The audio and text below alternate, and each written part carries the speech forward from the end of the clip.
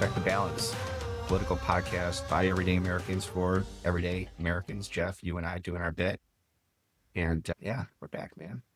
Good to see you, Ellie. It's funny, when we started this whole thing, we were supremely confident that we could just wake up and do a podcast because there would always be something to talk about. And I think that continues to be true. Although today, there wasn't anything tremendously painful. I found myself, and I know that what you and I did is we gave ourselves assignments to go back and bring something to the call. And I think what I'm going to lead off with is a story that's developing right now. So who knows where it goes. By the time we post, it could be either a huge headline or lost dust in the wind. But right now it's posted on CNN. It says, FBI director says Wisconsin judge arrested for allegedly obstructing ICE. And so this was an announcement that just came out. And FBI director Kash Patel is saying on social media that the FBI has arrested Milwaukee County Circuit Judge Anna Dugan, with then facing 2 charges for obstruction and concealing the individual from arrest from ICE. So there's a whole bunch that's bundled in that, not the least of which is when one branch takes forceful action against another branch, or what does it mean that she did what she did? So that's an interesting story. It'll be interesting to see where that goes. What did they say she did? And again, this whole thing is like 3 or 4 paragraphs long. The quote is, "We believe Judge Dugan intentionally misdirected federal agents away from the subject to be arrested in her courthouse, allowing the subject, an illegal alien, to evade arrest." I mean, that's more or less. And then it goes on, it says, "Thankfully, our agents chased down the perp on foot, and he's been in custody since. But the judge's obstruction created increased danger to the public." So there was a illegal alien. They caught him. I wonder if her actions go to the level that she may be deported to El Salvador. The Cook County. Yeah. So you're painting a narrative for sure, which does bleed into this idea of us taking citizens and throwing them in El Salvadorian prisons. Yeah. So we'll watch that one. You know, one thing that I've been paying a little bit of attention to is the idea of what Steven Levitsky wrote, How Democracies Die, in 2018. And many people talk about fascism and Nazism, et cetera. And what they just published something in Foreign Affairs, and their article was, we're not headed towards fascism, but competitive authoritarianism, which is an interesting idea, right? That their case is, since the Cold War, most democracies that have slipped into autocracy or authoritarianism, they do it in this kind of competitive way where democratic institutions coexist with serious abuse by the incumbent, and it leads to competition that is real but unfair. And so what does that mean? And examples of that, which I found pretty interesting. Turkey under Erdogan, Venezuela first under Chavez and now Maduro, India under Modi, El Salvador, that one rings true, and there's a list of others: Belarus, Zimbabwe, Uganda, Hungary, which I know a little bit about. And some of the things that they talk about is, control of law firms, control of universities, control of major institutions, right? The control of the corporations through threats and regulatory actions, and ignoring or undermining judicial checks, undermining election integrity, weakening the administrative state, taking away civil service protections, some of the things like removal of the JAG officers in the military and the inspectors general in 17 or 19 different departments, dismantling departments based upon their ideology or perceived ideology, attacking the media with legal and regulatory pressures, leadership picks that emphasize loyalty over competence, especially as it relates to the military and law enforcement. And so they compare all these things that have happened in countries like Turkey and India, and talk about how some of those things are happening right now. And I think one thing that's useful to think about is, when somebody on the right hears another liberal talking about the Nazis, they just turn that conversation off in their head, right? But when you talk about Turkey or India, you're like, oh, okay, those are democracies, but what are the limits, and what are the freedoms, and what are the what are the caveats that you associate with those democracies? And then you start talking about Venezuela and Peru under previous administrations and Poland under previous administrations. And you start to get a little bit more worried about it. But you get more worried about it in a thoughtful way rather than a hyperbolic way, I guess is the way I would think about it. What are your thoughts? Yeah, no, good timing. I heard a report. I think it was, I want to say it was NPR. I'm not sure, but they were referencing Hungary. Freaking lib. Yeah, NPR, huh? You I probably know, listen I to know. PBS too. I know. Watch So, Sesame Street, do you? yeah, you got to filter all that out. So whatever I say, take it with a grain of salt, right? So there was that, but it was, what the angle was interesting, which was, it wasn't like, is it an autocracy or not? It was, hey, this is the model that people are following, or whatever. The breakfast club of autocrats. Like that. This is what they're trying to do, and they were saying that, is it Ogden? I'm pronouncing that terribly. Who's the Hungary? Or Erdogan. Erdogan. Orban is Orban. from Hungary. And he was pulling the way it was referenced, it was that he's pulling a page from the Putin playbook. And what I hadn't known, which this is where it got interesting for me, was how Putin translated what was arguably a weak democracy prior, but he was able to manipulate whatever the Russian democracy was into what it is today by taking wealth from the vast oil economy that is Russia and delivering that into an oligarch ecosystem. So delivering money to oligarchs who in turn bought the media entities of Russia and were able to become this great state media that gave Putin the weapons to do the things that he did to that democracy, which was interesting, right? And then what happens is, and this is a thread that I keep hearing more frequently, is this prism turning into, in Russia it's the oligarchs, but here it's the billionaires. And if you hear the Bill Burr rant, which I'm recommending a couple times on this podcast, he talks about the robber barons, right? And it's the whole notion that you have this very, very high elite wealth ecosystem that is really what's backing the notion of creating or underpinning this autocratic, which I hadn't, like, that was an interesting pivot for me. And I don't know. And I think that it maybe had been a little bit different in Hungary, but that's the whole idea. It wasn't like it was taking it by force. It was manipulating to get where they wanted to go, which doesn't surprise me. That was the playbook. I thought it was interesting. Yeah. So let's add a little optimism to this conversation. These guys have been studying authoritarianism and dictatorships and democracy in relation to that for a long time, right? And I think they would call the Russian state a consolidated authoritarian state. I'm having trouble with that word today. And what they said was that they're optimistic that Trump will not be able to consolidate in the United States.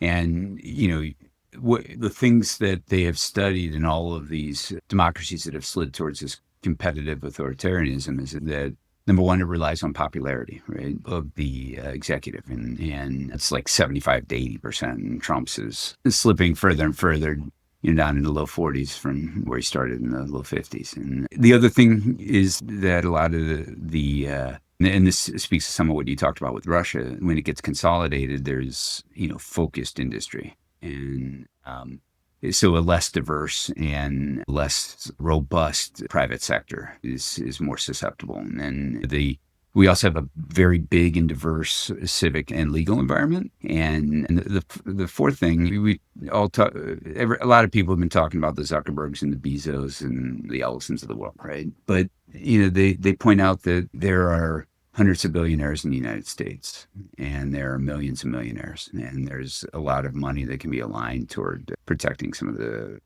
pillars of democracy.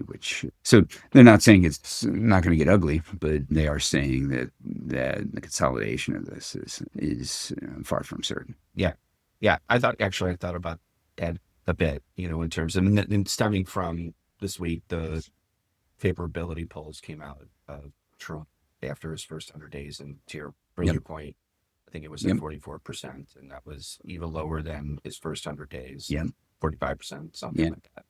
And, it occurred to me that even after this flurry of executive orders and after flooding the zone or whatever the terminology became, Mm-hmm. it's becoming clear to more and more people that he can scream as loud as he wants, but the guardrails are holding, as we talked about Yep. before. And really, the president has controlled power. And as much as he wants to go to Truth Social and tell people what he thinks they should be doing, what's funny, like we talked about the podcast in the beginning and said, are we screaming into the void? And maybe it's Trump who's screaming into the void. Like maybe he's the one that's doing that. And I think what's going to happen in a year and a half is if nothing changes, then there's midterms and, there's Yep. a flip. Yep. And then that's interesting because it flips. And then I think it's even more dangerous sometimes because then Trump's got nothing to lose. And Yep. he's got some people he can point to and say, well, if it wasn't for them, I'd be doing this and that, which is not true, but he can still say. Yes. And so there's that. And I think that always gets me back to, well, then the Democrats need to come up with a better game. So that's Yep. sort of Yep. the circular thought process that I've got this thing. You mentioned that the guardrails are holding. Are they? That's one question that I have, right? I think that we haven't talked a lot about immigration deportations yet, but I think I don't necessarily want to make this an immigration discussion or a deportation discussion, but what's gone on with shipping people off to Venezuela and how the courts have interacted and how the administration has responded to those interactions, I think, is concerning, right? So March 15th, Boasberg said you can't, 14-day restraining order on deportations to Venezuela as that was getting cycled up. And then 238 people got sent the next day. And even as the two planes got off before another restraining order, and one plane got sent afterwards, and there's all that mess about can we turn people around or turn planes around in international airspace, yada yada yada. So, and then there was questions about whether you could use the Alien Enemies Act, and on April 7th, the Supreme Court said you could, but if you allow for habeas corpus or due process of some sort, right? Court processes. And then also the Supreme Court alternatively, the Supreme Court ordered that the Trump administration facilitate the return of the person who was sent there through a administrative error acknowledged by the administration. And the Supreme Court said you need to facilitate his return. I think anybody that saw the meeting between Trump and the president of El Salvador, and I think Trump said if they want to return him, we would facilitate, meaning provide a plane. That's up to El Salvador if they want to return him. And in the same room, Bukele says that it's preposterous. How can I smuggle a terrorist into the United States? And they're both kind of laughing about the whole thing. I don't have the power to return him to the United States, he says. And so that doesn't seem like Trump is facilitating. And there's the Supreme Court kind of wussed out a little bit and removed effectuate from, which is a little bit more aggressive term than facilitate. The lower courts used, and then I think the administration took that as a signal that the Supreme Court was not looking to have a fight. But then Trump, in the same Oval Office meeting with Bukele, starts musing about if it's a homegrown criminal, I have no problem sending him to El Salvador. And now we're studying the laws right now. Pam Bondi is studying the laws to see if we can do that. And if we can, I think that's good. And so he's talking about explicitly, and he's done this in multiple interviews and in multiple different formats. So it wasn't just an off-the-cuff thing, right? Where he's talking about punishing citizens of the United States who do violent things to a prison in El Salvador. And that strikes me as, if we're talking about red lines, holy shit, right? And I've stopped listening to people that say Trump doesn't mean what he says, because pretty much everything that he ran upon, he is doing or attempting to do right now. And when he says he's going to try to do something, I've learned to accept the fact that he's going to try to do it. Thoughts? I think that if we think about the flooding of the zone, like all the things that the flurry of executive orders, I feel as if the vast, I mean, almost all of them got stymied to some degree or another, that were outside of his control, that were inherently outside of his control. There were some executive orders that I think he signed and did that I think were within the power of the executive branch. And he executed. We may not like what he did, and what he did may not have been effective, and it may have been bad, but still within the lines. I think very few things that he did in terms of signing the executive orders that were outside the lines got over the finish. I think this one arguably did and could, and I think it's worthy of a conversation. But I think it's got a box. That's my first thought. My second thought is that I earlier when we started this whole thing, we had Professor Remmel in, and she talked about the Supreme Court not wanting to take cases that they thought would demonstrate weakness of the Supreme Court if put up against the executive branch of Trump, where it become clear that, and I kind of think they've taken some of those cases, and I kind of think that they've pushed back more than I think we would have expected, which I think is interesting. And so when I said this earlier in the podcast, and I continue to think it, that it is the judicial branch which has been our strongest guardrail, which has been the part of our Constitution which has protected our democracy. And I feel as if they're not perfect, and they're not doing a perfect job, but I think they're doing an admirable job, is sort of how I feel about it. And I'm also, and I'm not sure if I'll keep this part, but I'll say it. We'll have to talk about it. But is it unconstitutional if somebody goes through due process, is guilty, and then sent to a jail that's not in the United States? I think so. I think there are. So, is it unconstitutional? No. Is it against the rule of law? And the answer, I think, is yes. Right. I think you get into. I don't know where these words come from, but the prohibition is cruel and unusual punishment.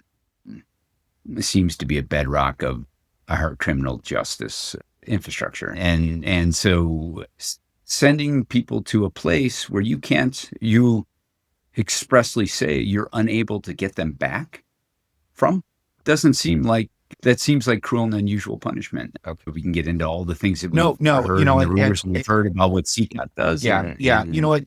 People get treated there. And yeah, you're right. And I'm going to keep it in because even though I know it wasn't a great question for me, I think it's a great question for everybody, and I think I should have the what is it? What did we say from the last conversation? The courage to have an important conversation. I'll have the courage to have a dumb question, but I think it's fair. It is. And I almost brought up Guantanamo Bay. Was there Guantanamo Bay? Yeah. It's not. And then I thought, I don't think that was particularly good. You know what I mean? So that's right. So sometimes I do that. Sometimes I ask questions that make me feel silly, but still I think are important afterwards. And we were also, when we were sending people to Guantanamo Bay, and there are many questions about that, but yeah, there was a semblance of due process in military courts, right? Very different than what some people thought was necessary. And there was also the ability the explicit control of the individuals by our military, right? We weren't just handing them off to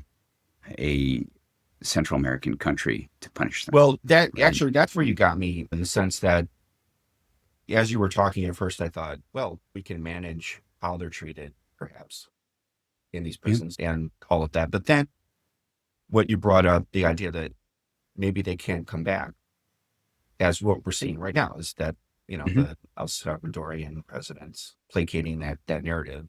Yeah, that's fair. That's like Guantanamo Bay. Like, people may have gone through some form of due process, but they're there indefinitely. They're there. And maybe in the case of Guantanamo Bay, maybe they should. I mean, we lived through 9/11. I have my feelings. Right. So, that's a little bit different, but different. Yeah. So shifting gears adjacent to this conversation, I found myself at a bar with one of my conservative friends who I've been trying to get on the podcast. Maybe he'll come I think you and find actually yourself talk at about bars a lot.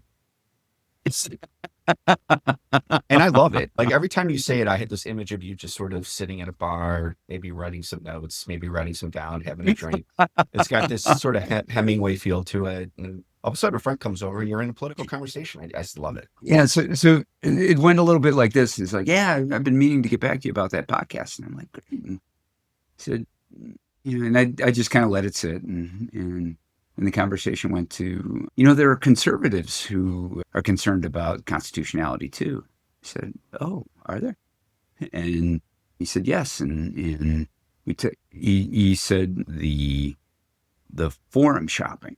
And I said, absolutely. I agree that forum shopping is people or lawyers initiating a case in a particular district, knowing that it's liberal or conservative and knowing that they're more likely to get a certain outcome based upon that. And the resulting in what are called universal injunctions, which affect the entire country based upon what a liberal or conservative judge in Texas or in Maryland or wherever. And I think what we both acknowledged was that it happens on both sides, right? And it should be fixed, and kind of left it at that, right? But then I said something like, well, I can't really say that the forum shopping at the Supreme Court, and you can't really say that that's the most liberal court right now, right? And he said, well, what do you mean?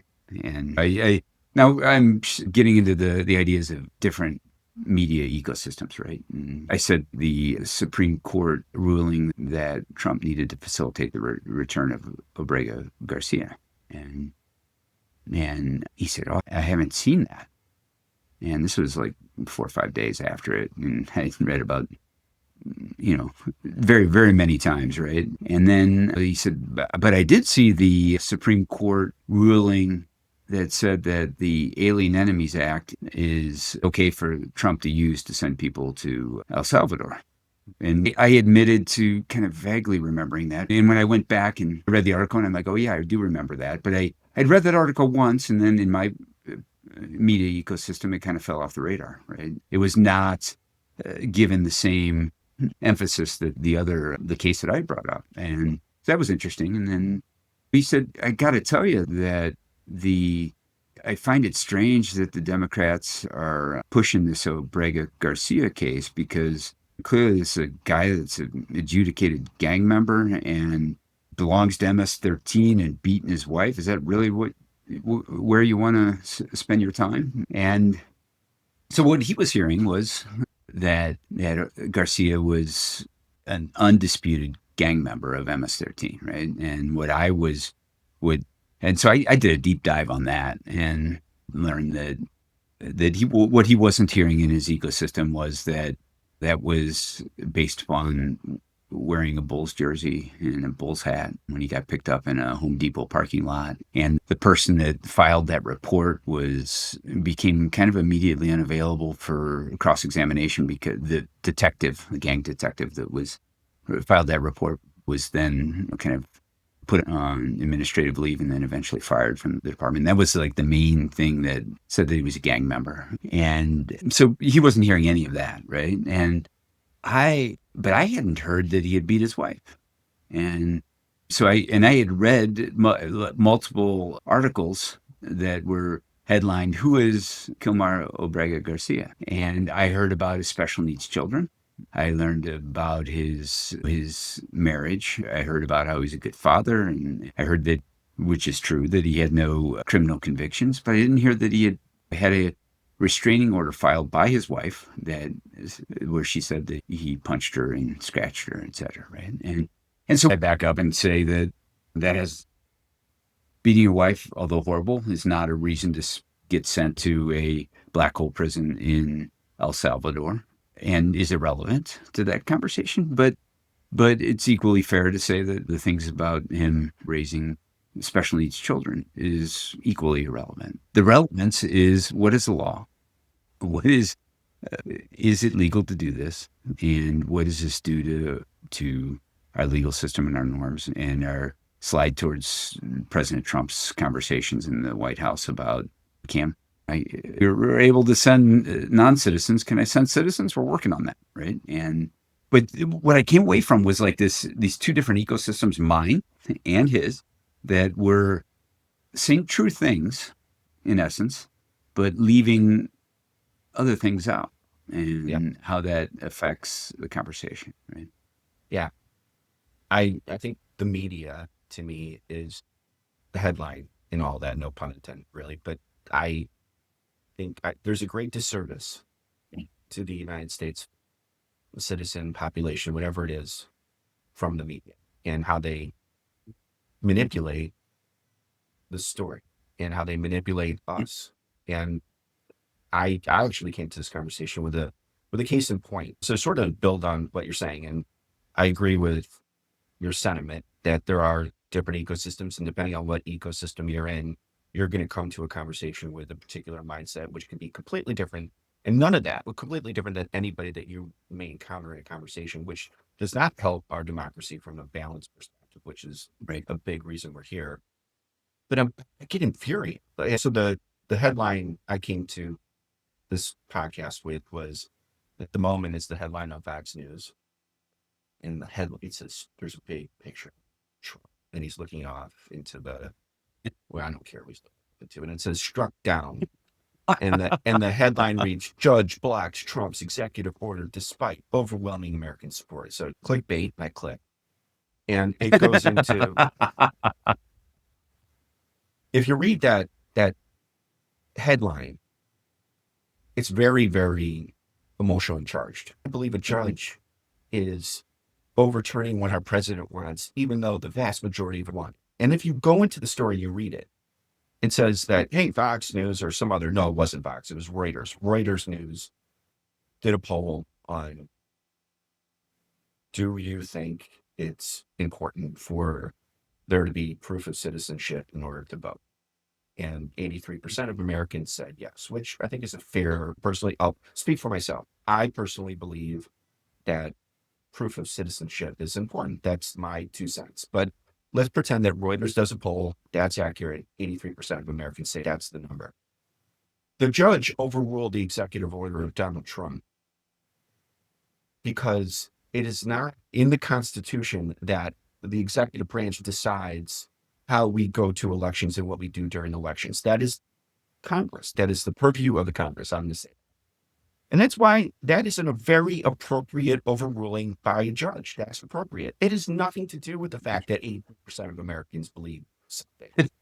And it's a disservice for Fox to do that. And I know that they do that because they want clicks and they want ratings and they want money and it's all about profit and loss. But that's broken. That's wrong. That's not helping us. Yeah. And I think that feeds that ecosystem thing that you're talking about before. So that's my, I get really mad about the media.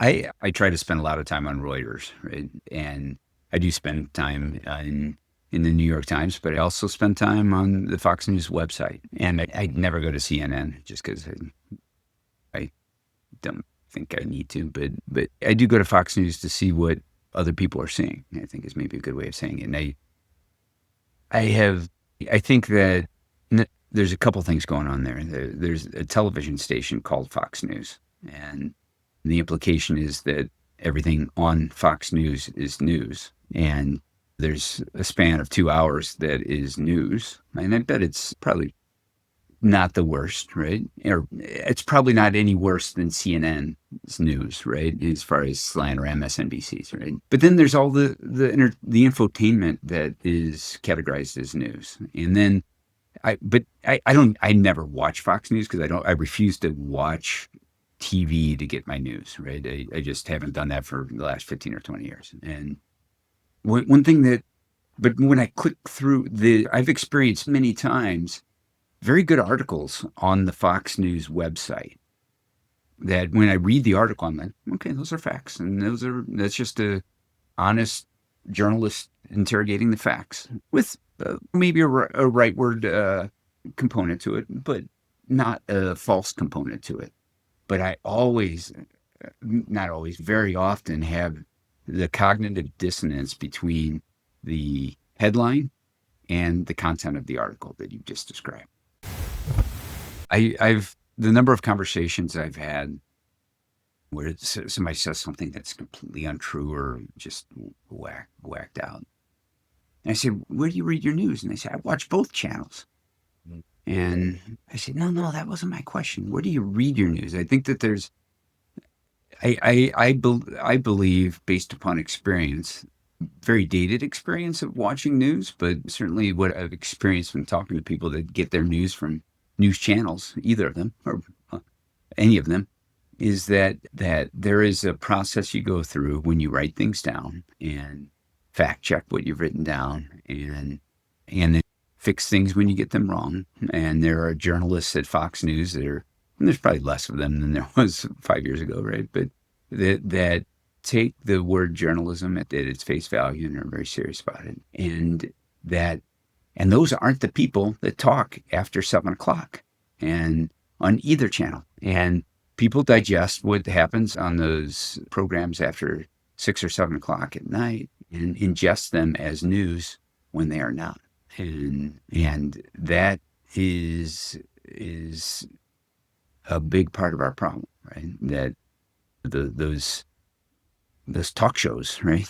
That we used to think of what Phil Donahue said as news or what Maury Povich said was news, right? But these are talk shows on both sides, and they're not people necessarily being thoughtful. They're people coming with a point of view and saying things and reacting in real time sometimes without preparation that it takes to write an article. Well, it's ratings driven. Their goal is to drive ratings, and their goal is It's a business. it's to feed. It's a total business. It's about feeding a narrative or a message that they know is going to get eyeballs, clicks, or whatever it is. Right. They're just going to, it's like fuel. They're just going to keep pouring fuel into it because that's what's making money. And that to me is ultimately where a lot of this falls down is when the whole concept of journalism broke down. And it's weird that everybody blames this on the internet. When newspapers had advertisers, there was enough of a financial underpinning for objectivity and journalism. And then the internet came around and that killed the newspaper and that killed objective journalism. That's basically what happened. And that's the crime. How we fix that, I don't know, but that's where we are. My wife did say last night as she was watching West Wing for the first time, she said, gosh, I wish Martin Sheen was president. Yeah. All right. So let's talk about it for 2 seconds. So I guess let's end this with a different note. I was a West Wing fanatic back in the day, and Aaron Sorkin, who was the writer of West Wing, I think is brilliant. I think I'm not alone. I think, and there was something beautiful about turning on the West Wing and listening to that banter. And there was this notion, this feeling of the president and the executive branch that there was glory tied to it. There was purpose tied to it. It was just, you were pulling for what they were doing and saying. It was really smart. And is that because you're a Democrat, though? No, maybe. I don't know. I thought that like back and back then I was squarely a Democrat. Today I think I've found more of a middle thought process on it. But back then I was definitely a Democrat. And there was a lot. I think that was during the Clinton era. And I think there was a lot of overlap tied to it. But I remember that Sorkin did a really good job of pulling in characters that were from the opposite party, and they were very smart and thoughtful. He voiced a lot of different stories. But the overarching thing was you really wanted good things to happen with the West Wing and the country and them to find the right answer. And it was, and the president was this really smart, very articulate, thoughtful person, which you just felt very connected to. Who tried to do the right thing. Who tried to do the right thing. Obviously there was power and there was politics and you see all that, right? But Marty Sheen was trying to do the right thing, wasn't he? He was. Or Jed. Yeah. No, it was great. And so, you were saying that your wife wishes Martin Sheen could be the president, and I think I would vote for him too. But I wonder I wonder how Aaron Sorkin would write today. Like, what if Aaron Sorkin was writing today's West Wing? What that would sound like? It'd be amazing. All right. So with that, let's wrap up. Thank you, everybody. Appreciate you taking the time to tune in to check the balance. With that, just a reminder to tell your friends to subscribe, to follow us. We're on YouTube, podcast, Spotify, all the social media channels, Facebook, TikTok, X, Instagram, all of them. And with that, we will leave you and say thank you, and we'll talk to you soon.